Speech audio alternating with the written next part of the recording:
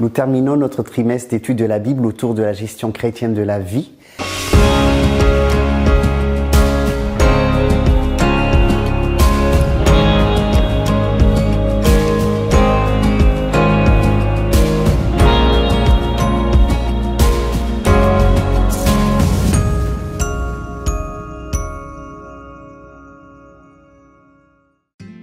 Le thème de cette dernière semaine, la fidélité est récompensée, nous aide à prendre conscience que la Bible utilise l'espérance de la récompense comme une motivation pour tous les fidèles.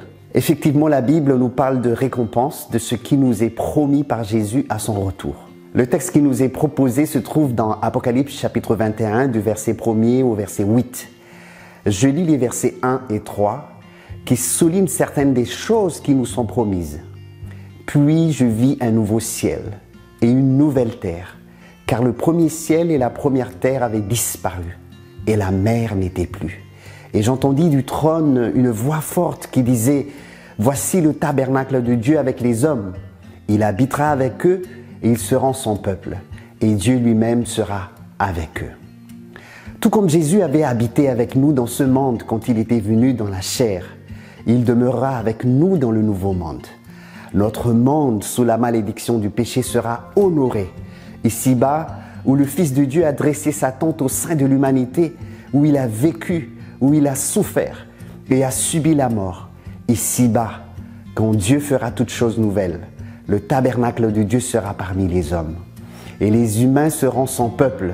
Pas uniquement un peuple, pas uniquement une église, ni un groupe religieux. Loin de là, il n'y aura plus d'obstacles, ni d'intermédiaire dans cette relation que Dieu veut entretenir avec les humains. Il s'agit d'une alliance qui nous rappelle le cantique des cantiques. Mon bien-aimé est à moi et je suis à lui.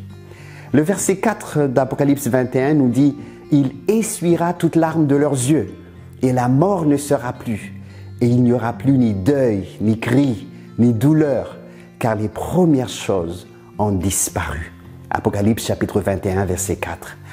Alors, comment nous qui ne connaissons que les larmes, le chagrin, les pleurs et la douleur, comprenons l'une des plus grandes promesses de toute la Bible à tous les fidèles, l'acte de Dieu qui ouvre de nouveaux jours et résout pour de bon le problème de la souffrance, pour qu'il n'y ait plus de larmes et la seule réponse adéquate à ces larmes. Chers amis, ne vaut-il pas mieux un monde où la souffrance et la mort n'existeront plus? Jésus donnera cet héritage futur aux personnes qui auront vaincu. Sans doute leurs attitudes éphémères et leurs attitudes toxiques énumérées au verset 8. Faisons ce choix de nous y préparer maintenant, en étant fidèles et en restant fidèles.